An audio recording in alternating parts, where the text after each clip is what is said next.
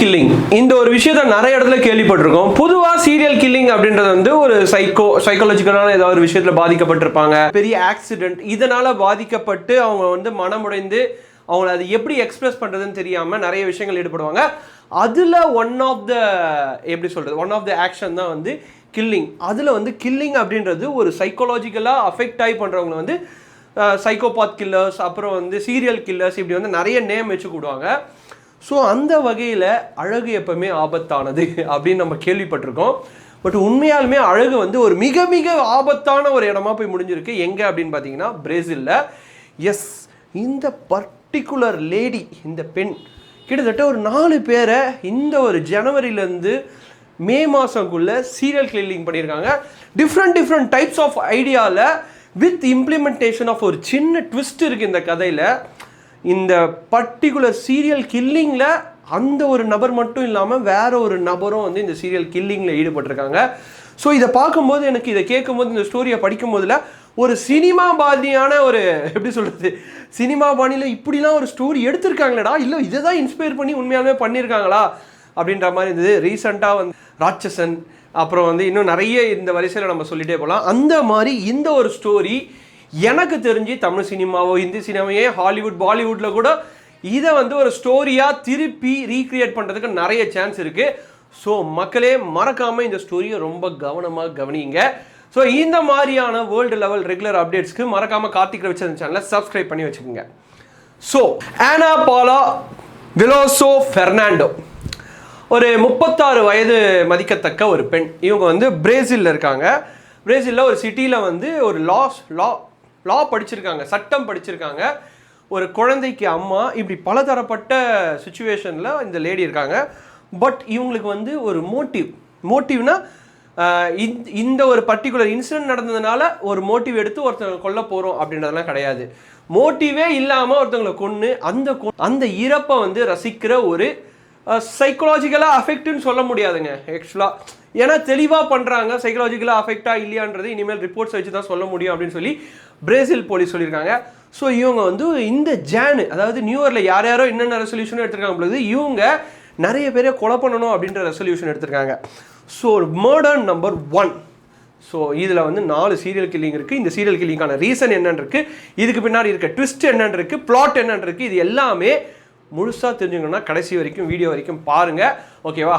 Murder number 1 வந்து எப்படி அப்படின்னு பார்த்தீங்கன்னா, இவங்க வந்து ஒரு செப்பரேட்டட் உமன் வித் அவங்களோட சைல்டு அப்படின்றதுனால வீடு தேடி அலையிறாங்க. வீடு தேடி அலையும் போது அங்கே பிரேசிலில் ஒரு பர்டிகுலர் வீட்டை ஃபைன் பண்ணும்போது அங்கே இருக்கிற ஹவுஸ் ஓனர்கிட்ட கேட்குறாங்க, இந்த மாதிரி வந்து எனக்கு வீடு தர முடியுமா அப்படின்னு கேட்கும்போது, பொதுவாக வாட் எவர் இந்த அழகு பெண்கள் அப்படின்றது வந்து ப்ளே பண்ணக்கூடிய ஒரு இடம் தான் பிரேசில் மாதிரியான இடங்கள். ஸோ இவங்க வந்து பார்க்கறதுக்கு ரொம்ப க்யூட்டாக இருக்காங்க. அது மட்டும் இல்லாமல் சிங்கிள் உமனாக இருக்காங்க. ஸோ வாட் எவர் ஆஸ்பெக்ட் அவர் எதை பற்றியும் விசாரிக்காமல் வீடு விட்டுருக்காரு. ஓகேவா? வீடு விட்டவர் வந்து அவருக்கு ரீசனே கிடையாதுங்க. அவர் எந்த ரீசனுமே கிடையாது அவரை வந்து கொலை பண்ணுறதுக்கு. அவர் எப்படி கொலை பண்ணியிருக்காங்கன்னா, கீழ் வீடு அவங்களுக்கு வாடகை விட்டுருக்காங்க, மேல் வீட்டில் வந்து ஹவுஸ் ஓனர் வந்திருக்காரு.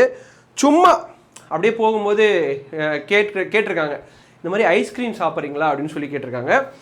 ஸோ ஐஸ்கிரீமில் எலி மருந்தை வச்சு கொலை பண்ணிட்டுருக்காரு. ஓகேங்களா? ஸோ இதில் ஒரு முக்கியமான ட்விஸ்ட்டு நான் சொல்கிறேன் பாருங்களேன்.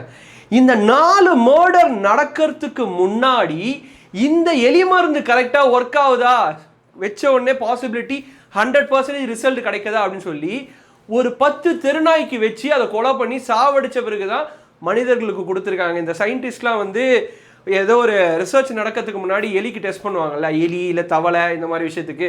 ஸோ அந்த மாதிரி இதை வந்து ஹியூமன் பேட்டர்னை வந்து செக் பண்ணுறதுக்காக இந்த ஒரு ஆனா பாலான்றவங்க செக் பண்ணியிருக்காங்க.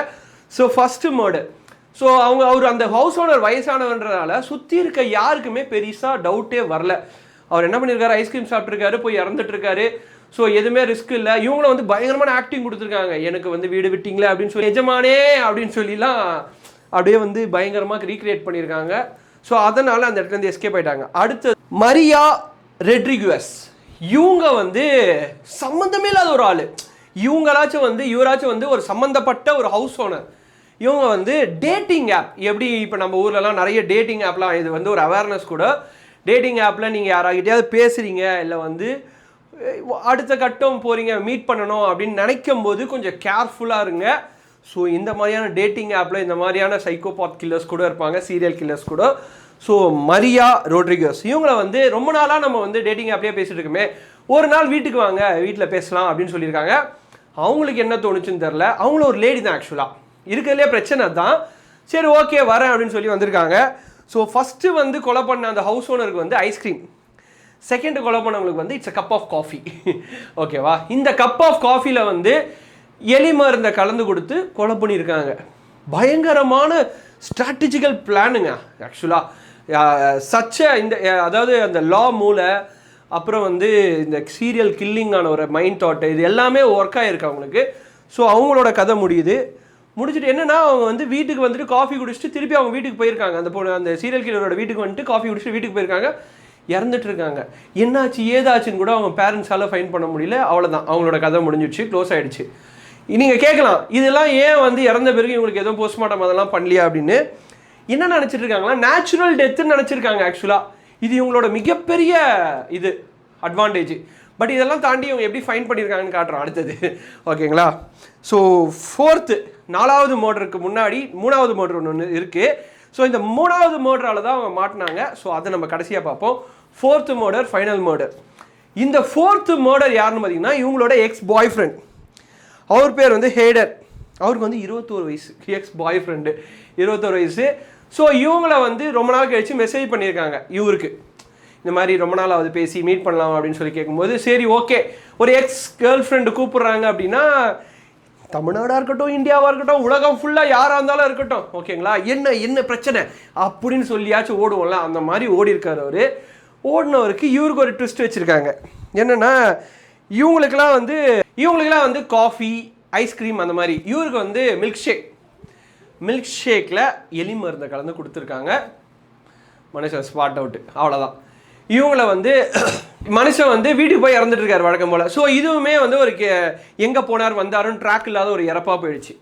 ஸோ அடுத்தது நான் நடுவில் சொன்ன தேர்டு மர்டர் தான் முக்கியமான விஷயமே. நெயில் கிரியா, இவங்களோட யூனிவர்சிட்டி ஃப்ரெண்டு நெயில் கிரியா. இவங்க வந்து என் அப்பா எப்போ பார்த்தாலும் டார்ச்சர் பண்ணுறாரு, அதனால் நான் என்ன பண்ணுறதுன்னு தெரியல, அவரை வந்து பேசாமல் முடிச்சு விட்டுட்டா எனக்கு எந்த பிரச்சனையும் இருக்காது அப்படின்ற மாதிரி தெரிஞ்சு சொன்னாங்களா தெரியாமல் சொன்னாங்களான்றதான் எங்களாம் தெரியல. பட் ஆனால் வந்து ரொம்ப சீரியஸாக எடுத்துகிட்டு இருக்காங்க. ஸோ அவங்க அப்பா வீட்டுக்கு ஒரு நாள் போயிருக்காங்க. வீட்டுக்கு போகும்போது, அதான் அந்த ஃப்ரெண்டோட வீட்டுக்கு ஒரு நாள் போயிருக்கும்போது அந்த ஃப்ரெண்டு வந்து வீட்டில் கேக் செஞ்சுருக்காங்க. இந்த கேக்கில் வந்து அவங்களுக்கே தெரியாமல் எலி மருந்தை கலந்து வச்சுருக்காங்க. ஸோ சாப்பிட்ட மனுஷன் இறந்துட்டுருக்காரு. ஸோ இந்த இடத்துல தான் மாட்டியிருக்காங்க.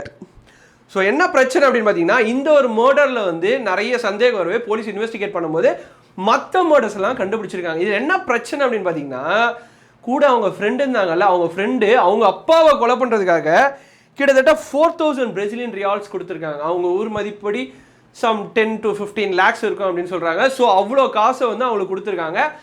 இது வந்து மொத்தமாக நடந்த மர்டர்ஸோட journey. First, second, third, fourth, coffee, milk shake, அதுக்கப்புறம் வந்து ஐஸ்கிரீம், கேக், இந்த 4 வகையான விஷயத்தை வச்சு அவங்க வந்து நிறைய பேரை கொலை பண்ணியிருக்காங்க, இந்த 4 பேரை. ஸோ நான் ஒன்று சொன்னேன்ல, main plot and twist of this murder அப்படின்னு சொல்லி, அது என்னன்னு அப்படின்னு பார்த்தோம் அப்படின்னா, இந்த ஆனா இருக்காங்கல்ல, இந்த ஆனா தனியால் கிடையாது. அதுதான் பிரச்சனையே. இவங்களுக்கு வந்து ஒரு ட்வின் சிஸ்டர் இருக்காங்க, ஓகேவா. ராபர்ட்டா அப்படின்ற இன்னொரு ட்வின் சிஸ்டர் எக்ஸாக்டாக இவங்கள மாதிரியே இருந்திருக்காங்க. ஸோ இவங்க கொடுத்த ஐடியா தான் அது, ஓகேவா. இவங்க இம்ப்ளிமெண்ட் பண்ணியிருக்காங்க. பட் எலி மருந்து ஐடியா, டிஃப்ரெண்ட் ஃபுட்டில் வச்சு கொடுக்கணும் அப்படின்ற ஐடியா எல்லாமே அவங்களோட ட்வின் சிஸ்டர் தான் கொடுத்துருக்காங்க. ஸோ எவ்வளோ ஒரு பக்காவான பிளான்டு மர்டர் பாருங்களேன்.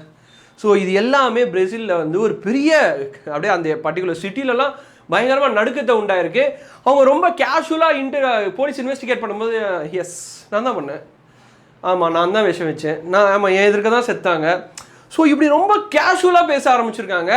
ஸோ அவங்களுக்கு அதை பற்றின ஒரு விஷயமே இல்லை. ஸோ யாராக இருந்தாலும் ஒரே ஒரு விஷயம் தான் நான் திருப்பி சொல்கிறேன், உங்களோட சுற்று வட்டாரங்கள், நீங்கள் யூஸ் பண்ணுற டேட்டிங் ஆப்லேருந்து, உங்களோட ப்ரைவசி கண்டென்ட்ஸ்லேருந்து எல்லாத்தையுமே ரொம்ப ரொம்ப கேர்ஃபுல்லாக வச்சுக்கோங்க. அப்படி இருந்தால் மட்டும்தான் இந்த ஒரு சோஷியல் மீடியா டிஜிட்டல் வேர்ல்டில் சர்வை பண்ண முடியும் அப்படின்றது நிதர்சனமான உண்மை. ஸோ இப்போ வந்து பிரசிலியன் போலீஸ் வந்து toxicology report, postmortem report, already இறந்தவங்களை வந்து தோண்டி எடுத்து அவங்கள எந்த அளவுக்கு கொடுமைப்படுத்திருக்காங்க அப்படின்றது, இதை தவிர்த்து வேற யாருக்கெல்லாம் இந்த மாதிரி பாய்சன் கொடுத்து கொலை பண்ணியிருக்காங்கன்றது இப்போதைக்கு 4 பேர். ஸோ யார் யாருக்கெல்லாம் ட்ரை பண்ணியிருக்காங்க, இவங்களோட உண்மையான பேக்ரவுண்ட் என்ன அப்படின்றத ஃபுல்லாக இன்வெஸ்டிகேட் பண்ணி எடுத்துட்டு இருக்காங்க. ஸோ இதுக்கு மேல்பட்டு தான் இந்த இன்வெஸ்டிகேஷனை பற்றின நிறைய விஷயங்கள் வெளியில் தெரியும். இது நடந்து கிட்டத்தட்ட ஒரு 1 month இருக்கும். பட் இப்போ தான் ஆல் ஓவர் த வேர்ல்டு கொஞ்சம் ஸ்ப்ரெட் ஆகிட்டு இருக்கு இந்த நியூஸு. ஸோ இந்த மாதிரி விஷயங்கள், ரெகுலரான அப்டேட்ஸ், வேர்ல்டு பாலிடிக்ஸ், அப்புறம் அமெரிக்கா ட்ரம்ப்ல என்ன பண்ணுறாரு, நம்ம ஊரில் என்ன நடக்குது, அது மட்டும் இல்லாமல் உலகம் ஃபுல்லாக மூலையிலலாம் என்ன நடக்குது அப்படின்றத ரொம்ப சுவாரஸ்யமாகவும் அனிமேட்டடாகவும் உங்களுக்கு ஷார்ட் அண்ட் கிறிஸ்பாக எடுத்துகிட்டு வர வேண்டியது என்னோட கடமை. ஸோ அதுக்காக நீங்கள் மறக்காமல் கார்த்திக் ரவிச்சந்திரன் சேனலை சப்ஸ்கிரைப் பண்ணி வச்சுக்கோங்க. So this Vijay Karthik signing off Tata bye bye, C you. தண்ணியை கம்மியாக யூஸ் பண்ணுங்கள், பிளாஸ்டிக் யூஸ் பண்ணாதீங்க. பபாய்.